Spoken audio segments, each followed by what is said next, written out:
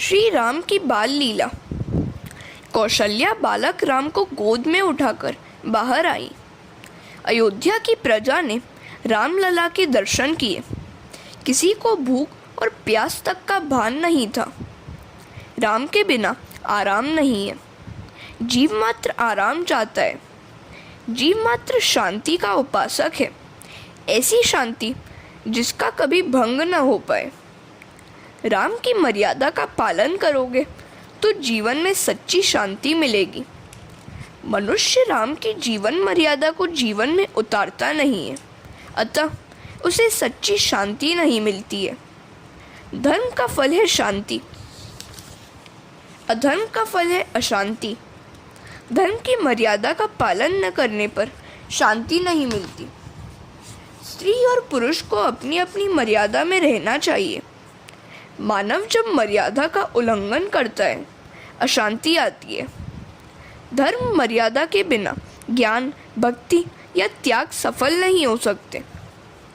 आजकल मंदिरों में और कथा आख्यानों में भीड़ बहुत बढ़ती जा रही है। लगता है कि आजकल ज्ञान और भक्ति बढ़ गई है, फिर भी शांति तो किसी को भी मिल ही नहीं रही है। इसका यही कारण है कि लोग धर्म मर्यादा का पालन करते ही नहीं हैं। लोग आज धर्म को भूल गए हैं। धर्म के बिना शांति नहीं है। धर्म की मर्यादा कभी न तोड़ो। धर्म पालन के बिना ज्ञान और भक्ति व्यर्थ है। चंद्र, सूर्य, समुद्र कभी अपनी मर्यादा का उल्लंघन नहीं करते, जबकि लोग तो थोड़े बहुत रुपए, पैसे, अधिकार या मान मिल जाने पर अपने को लाड साहब मान लेते हैं। मुझे पूछने रोकने वाला है कौन? तुम्हें ज्ञान दिया है धर्म मर्यादा के पालन के लिए, उल्लंघन के लिए नहीं। रघुनाथ जी मर्यादा पुरुषोत्तम और सभी सद्गुणों के भंडार हैं। वे स्वयं परमात्मा होते हुए भी धर्म मर्यादाओं का पूर्णतः पालन करते हैं। सभी दिव्य गुण जिसमें एकत्र होते हैं वही परमात्मा है। लक्ष्मण विवेक का, भरत वैराग्य का और शत्रुघ्न सद्विचार का स्वरूप है। भरत और शत्रुघ्न अर्थात वैराग्य और सद्विचार यदि अयोध्या में नहीं है तो दशरथ कैकेयी के अधीन हो जाते हैं। चंदन और पुष्प से राम की सेवा करना अच्छी बात है, किंतु उनकी मर्यादा का पालन करना तो सर्वोत्तम सेवा है। उनकी मर्यादा का पालन नहीं करोगे तो संभव है वे तुम्हारी प्रार्थना नहीं सुनेंगे। भगवान की आज्ञाओं का पालन करना ही उनकी सर्वोत्तम सेवा है। ऐसा न करने पर ईश्वर कहते हैं कि मेरा कहा तो मानता नहीं है, सो तेरी सेवा मुझे स्वीकार्य नहीं है। श्री राम का जीवन तो ऐसा पवित्र है कि उनके स्मरण मात्र से हम पवित्र हो जाते हैं। वर्तन यदि रावण सा है और जप राम के नाम का है तो नाम जप का फल कभी नहीं मिलता। राम जैसा वर्तन होगा और राम नाम का जप होगा तभी कुंड में से अमृत झरेगा। राम के एक एक गुण को अपने जीवन में उतारने का प्रयत्न ही उनकी सर्वोत्तम सेवा है। रामचंद्र जी का अवतार राक्षसों के संहार के हेतु नहीं, मनुष्यों को उच्च आदर्श बताने के लिए हुआ था। राक्षस को मारने नहीं, मानव को आदर्श मानव धर्म समझाने के लिए वे आए थे। उनका अवतार जगत को मानव धर्म उपदेश के लिए था। वाल्मीकि ने राम के लिए उपमान ढूंढा, किंतु एक भी न मिला। राम तो राम ही है। मनुष्य चाहे किसी भी देव या देवी में श्रद्धा रखे, चाहे वह विष्णु को पूजे चाहे शंकर को, किंतु उसका वर्तन तो राम जैसा ही होना चाहिए। जिसका व्यवहार राम जैसा होगा उसकी भक्ति सफल होगी। कृष्ण की लीलाएं अनुकरण के लिए नहीं, श्रवण करके तन्मय होने के लिए। गोकुल लीला में पुष्टि है, द्वारिका लीला में मर्यादा। ऐसा नहीं है कि राम की अमुक लीलाएं अनुकरणीय है और अमुक चिंतनीय है। उनकी तो सभी लीलाएं अनुकरणीय हैं। वे सभी गुणों के भंडार हैं। वे प्रत्येक स्त्री को मातृभाव से देखते थे, किसी भी स्त्री को वे काम भाव से नहीं देखते थे। हरे कृष्ण। मनुष्य एक ओर तो पुण्य करता है किंतु दूसरी ओर पाप भी करता रहता है। परिणामतः उसके हाथ कुछ भी नहीं लगता। राम माता पिता की आज्ञा हमेशा मानते थे, कभी स्वच्छंद न बने। वे हमेशा दशरथ कौशल्या को प्रणाम करते थे। आजकल की प्रजा अपने माता पिता को प्रणाम करते हुए लजाती है। तुच्छ है तुम्हारी यह पढ़ाई जो तुम्हें माता पिता को प्रणाम करने से रोकती रहती है। पिता की धन संपत्ति लेने में तुम्हें कोई शर्म संकोच नहीं होता और वंदन करने में संकोच होता है, लाज आती है। माता पिता तो लक्ष्मी नारायण का स्वरूप है, उन्हें वंदन करो। रघुनाथ जी की उदारता और दीन वत्सलता जगत में बेजोड़ है। उन जैसा कोई राजा पहले न तो हुआ है और न तो कभी होगा। ऐसो को उदार जग माही, बिन सेवा जो द्रवै दीन पर, राम सरिस कोउ नाही। जो गति योग विराग जतन करी, नहीं पावत मुनि ज्ञानी। सो गति देत गीत शबरी कहम, प्रभु न बहुत जिय जानी। तुलसीदास सब भांति सकल सुख जो चाहसी मन मेरो, तो भजू राम काम सब पूरन करहीं कृप निधि तेरो। रामचरित्र दिव्य है, उनका चरित्र सभी को डोलायमान करता है। सर्प के कान नहीं होते हैं, कारण जानते हैं इसका? शेषनाग सर्पों का राजा है, उसी के फन पर धरती थमी हुई है। राम कथा के श्रवण से यदि शेषनाग डोलने लगे तो धरती का विनाश हो जाए।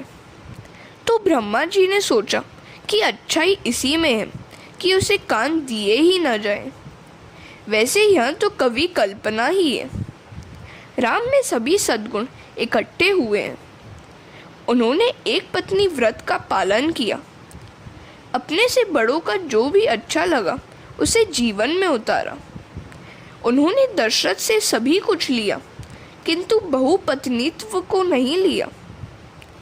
पुरुष यदि एक ही स्त्री पत्नी में काम भाव रखे और धर्मानुकूल कामोपभोग करे तो गृहस्थ होने पर भी वह ब्रह्मचारी ही है। काम को व्यापक न होने देना, उसे एक ही पात्र में संकुचित कर दो।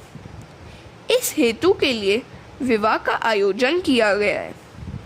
काम भाव को एक ही पात्र में निहित करके उसका नाश करो। निर्दोष तो केवल एक ईश्वर ही है। संभव है गुरु में भी कुछ दोष हो, किंतु गुरु के दोष का अनुकरण करना नहीं चाहिए। राम किसी स्त्री को और सीता किसी पुरुष को नहीं देखती थी। शास्त्र की यह मर्यादा है। ऐसी मर्यादा का पालन करने से जीवन सुधरेगा। रामचंद्र जी ने एक स्त्री व्रत का पालन किया। ईश्वर की धर्म मर्यादा का जो पालन करे वही सच्चा मनुष्य है। वाल्मीकि रामायण के सुंदर कांड का एक प्रसंग है। हनुमान जी सीता जी से मिलने अशोक वन में आए थे। वापस लौटते समय उन्होंने माता जी से कहा, अच्छा अब मैं जा रहा हूँ। सीता जी ने कहा, ठीक ही हुआ कि तू मुझसे मिलने आया। तेरे जाने के बाद ये राक्षसियाँ मुझे सताएंगी। हनुमान जी ने कहा, यदि आप आज्ञा दें तो मैं आपको अपने कंधे पर बिठाकर इसी समय राम जी के पास ले चलूं। मैं रामदूत हूँ, मुझे कोई नहीं मार सकता। सीता जी ने इस पे कहा, नहीं, ऐसा नहीं हो सकता। तू मेरा पुत्र सा है, बाल ब्रह्मचारी है, पवित्र है, फिर भी तू पुरुष है और मैं स्त्री। मेरे लिए किसी भी पराये पुरुष का स्पर्श वर्ज्य है। पर पुरुष के स्पर्श से सती नारी के पातिव्रत्य का भंग होता है। जगत को स्त्री धर्म को आदर्श बतलाने के लिए मेरा जन्म हुआ है। मैं तेरे कंधे पर बैठ जाऊं तो लोग क्या कहेंगे? रघुनाथ जी मेरे सिवा अन्य किसी भी स्त्री का स्पर्श नहीं करते हैं। मैंने भी उनके सिवा किसी अन्य पुरुष के चरण तक का स्पर्श नहीं किया है। मन से भी किसी का स्पर्श न करो। स्त्री को चाहिए कि पति के सिवा किसी साधु संत के चरण का भी स्पर्श न करें, उनको दूर से ही प्रणाम करो। बेटा, तू ब्रह्मचारी है, फिर मैं तेरा स्पर्श करूं तो धर्म की मर्यादा टूटती है। सीता जी जगत को आदर्श स्त्रीत्व दिखाती है, इसी हेतु ही वे प्रकट हुई हैं। राम सरल है, किंतु सीता जी की सरलता अलौकिक है। हरे कृष्ण। राम की मातृ पितृ भक्ति अलौकिक है, बंधु प्रेम भी दिव्य है। बड़ों का दिल कभी न दुखाना। कैकेयी ने राम को वनवास दिया तो उन्होंने उसे प्रणाम करके कहा, माता जी, मेरा भाई भरत यदि राजा बनने वाला है तो मैं 14 वर्ष तो क्या आजीवन वनवासी रहने के लिए तैयार हूँ। यह तो तुम्हारा मेरी ओर ही पक्षपात है।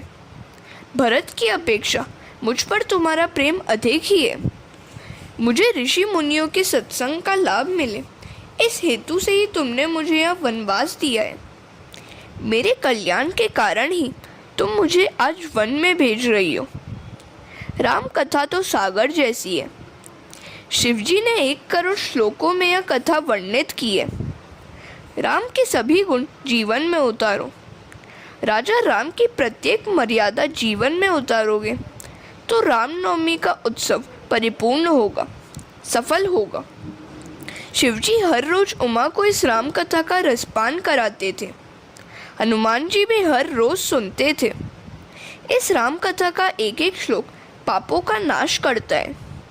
एक बार देव, ऋषि और मनुष्य शिवजी के पास रामायण मांगने गए। रामायण के 1 करोड़ श्लोक हैं। शिवजी ने तीनों को बराबर बराबर बांटा तो एक श्लोक शेष रहा। देव, ऋषि और मनुष्य इस शेष बचे हुए श्लोक के लिए झगड़ने लगे। शिवजी को लड़ाई झगड़ा पसंद नहीं है। जहाँ युद्ध, वैर, स्वार्थ, वासना, विषमता नहीं है, वही स्थान अयोध्या है और राम भी वहीं अवतरित होते हैं।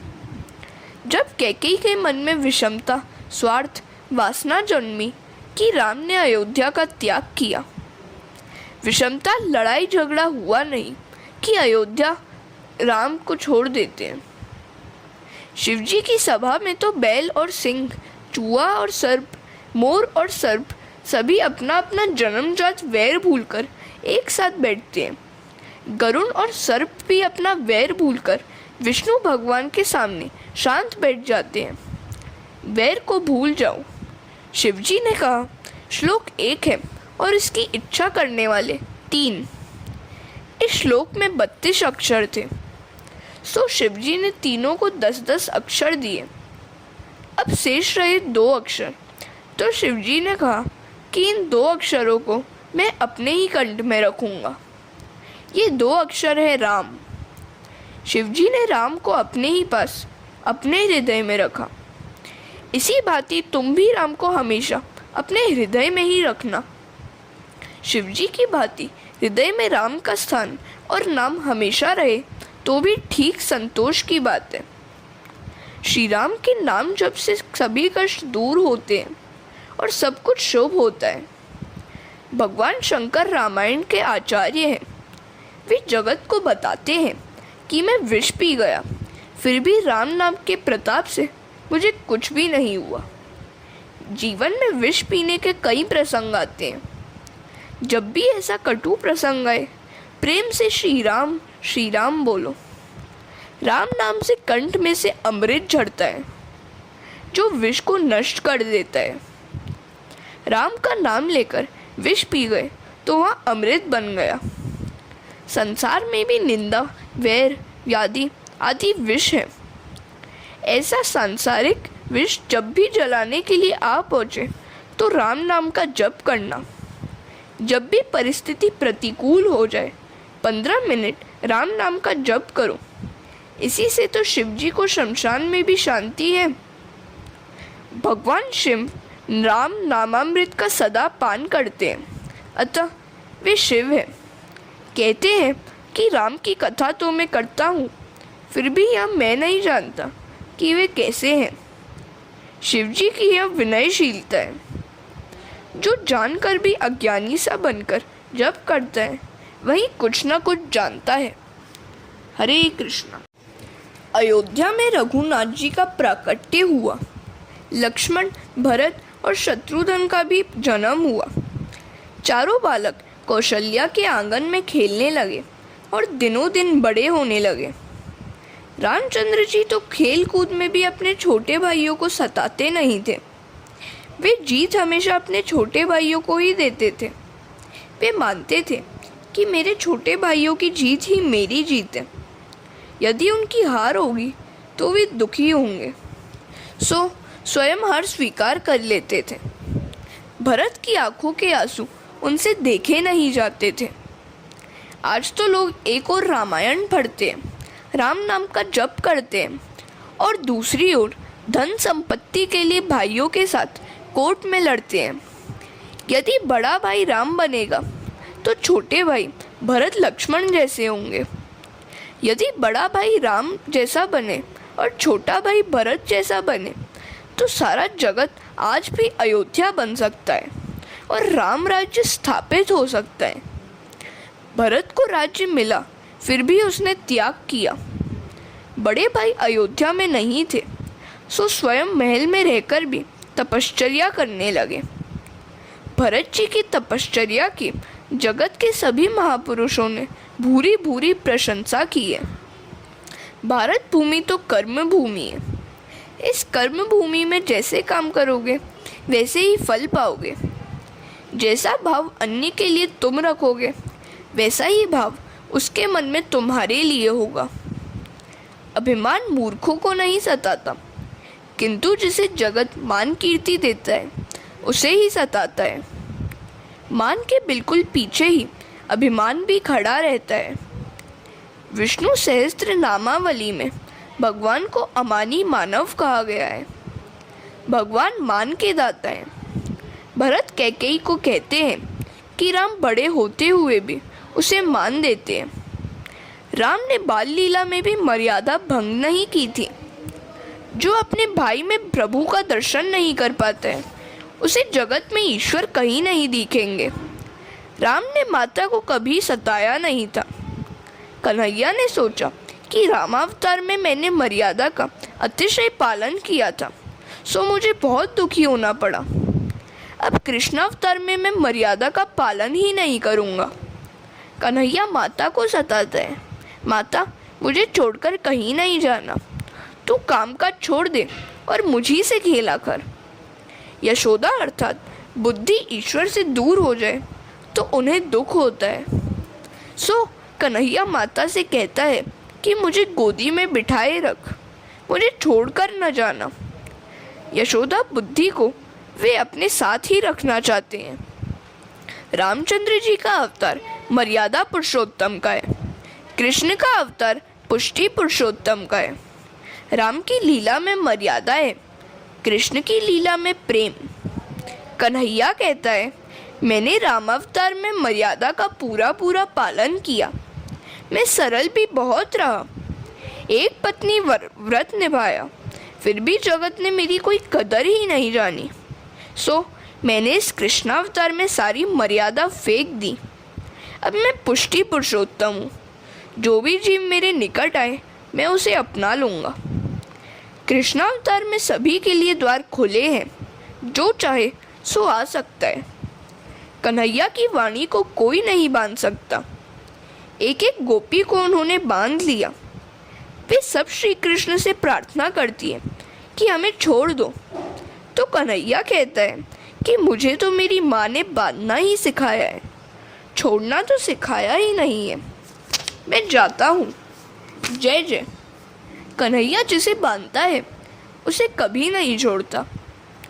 ईश्वर जिसे अपने बंधन में बांधते हैं, अपनाते हैं, वह यदि माया के प्रभाव में बहने भी लगे तो भी उसे भगवान बचा लेते हैं। हरे कृष्णा। कृष्ण की बाल लीला अनोखी है। एक गोपी ने देखा कि कन्हैया माखन चुरा रहा है, तो उसने उसे बांध लिया। कन्हैया ने कहा छोड़ दो मुझे, तुम्हें अपने पिता की कसम, अपने पति की कसम। गोपी ने कहा नहीं, मैं तो बांधूंगी ही, और उसने खंबे में बांध दिया। गोपी ने लाला से पूछा, तुझे कोई तकलीफ तो नहीं है ना? कन्हैया रोने का अभिनय करने लगा। बड़ी तकलीफ हो रही है, बंधन थोड़ा सा खोल दो। गोपी ने सोचा कि जकड़ कर बांधना ठीक नहीं है, लाला को दुख होगा। उसने बंधन कुछ ढीला किया। ऐसा होते ही कन्हैया भाग निकला। गोपी कहती है कि 2 संतानों की माँ होते हुए भी मुझे बांधना नहीं आया। श्री कृष्ण गोपी को बांधते हैं। श्री कृष्ण का मन से स्पर्श करने पर भी हृदय द्रवित होता है, तो प्रत्यक्ष श्री अंग स्पर्श से तो कितना अधिक आनंद होता होगा। गोपी का ब्रह्म संबंध हुआ। उसने कन्हैया से कहा, मुझे छोड़ दे। तो कन्हैया ने कहा, छोड़ना तो मैं जानता ही नहीं हूँ।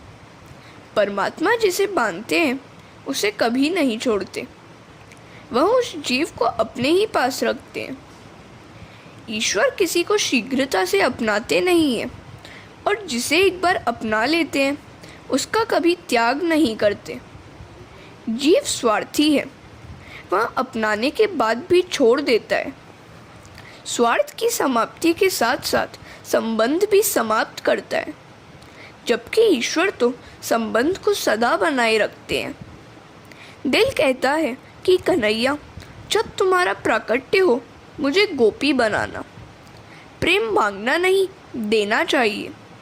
सर्वेश्वर को वही पसंद आता है जो सभी से प्रेम करता है। विकार वासना स्वार्थ आया नहीं कि प्रेम खंडित हो गया। दूसरों को सुखी करने की भावना करने वाला कभी दुखी नहीं होता। कृष्ण लीला में प्रेम शुद्ध है। राम जी की लीला में विशुद्ध मर्यादा है। कृष्ण को वही समझ सकता है जो राम जी की मर्यादा का पालन करता है। लाला कभी सीधा खड़ा नहीं रहता, वह तो बाका बिहारी है। वह बाके के साथ बाका है। वह तो योगी के साथ योगी, भोगी के साथ भोगी, बालक के साथ बालक और सन्यासी के साथ सन्यासी है। श्री कृष्ण ने कहा था कि जगत मिथ्या है।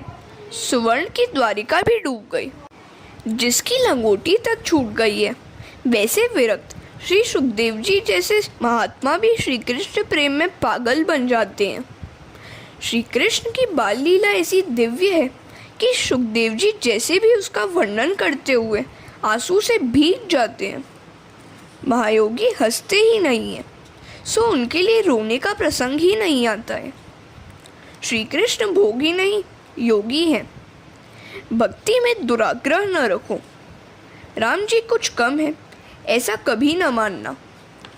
कृष्ण और राम दोनों अवतार परिपूर्ण हैं। श्री कृष्ण पुष्टि प्रेम का आनंद देते हैं। रामचंद्र की बाल लीला का वर्णन अधिक नहीं है। वे वशिष्ठ के आश्रम में पढ़ने के लिए गए। संसार माया है। इस माया में आने पर तो भगवान को भी गुरु की आवश्यकता रहती ही है। किसी सद्गुरु के अनुग्रह के बिना मन सदा के लिए पवित्र नहीं हो पाता। संसार में आने पर भगवान को अपने स्वरूप का विस्मरण होता है और गुरु की आवश्यकता हो जाती है। श्री राम है तो परमात्मा, उन्हें माया का स्पर्श तक नहीं हो सकता। फिर भी जगत को आदर्श दिखाने हेतु वे गुरु के पास विद्याभ्यास के लिए गए। गुरु जी की सेवा भी की, विद्याभ्यास समाप्त किया। श्री राम 16 वर्ष की अवस्था में यात्रा करने गए। यात्रा करने से उन्हें वैराग्य आ गया। इस वैराग्य को दूर करने के लिए वशिष्ठ जी ने योग वासिष्ठ महारामायण में उपदेश दिया। इसका प्रथम प्रकरण वैराग्य से संबंधित है। यह प्रकरण सभी को पढ़ना ही चाहिए। इसमें वशिष्ठ जी कहते हैं, वैराग्य को अंदर ही रखना। प्रारब्ध तो भुगतना ही चाहिए, किंतु नया प्रारब्ध उत्पन्न न हो जाए यह भी देखना चाहिए। वन में संसार साथ साथ घर आएगा। बाधक नहीं है, किंतु घर की वस्तुओं की आसक्ति बाधक है। राम, तुम यदि राजप्रसाद का त्याग करोगे तो कुटीर की आवश्यकता उपस्थित होगी। सुंदर वस्त्र छोड़ दोगे तो लंगोटी की ज़रूरत होगी। अच्छा भोजन छोड़ दोगे तो भी कंदमूल तो खाने ही पड़ेंगे।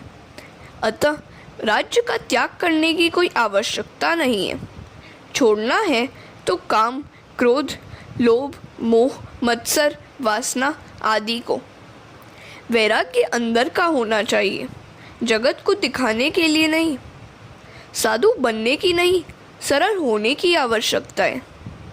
भजन के लिए भोजन है ऐसा मानो तो भोजन साधन है। केवल भोजन के लिए भोजन बाधक है।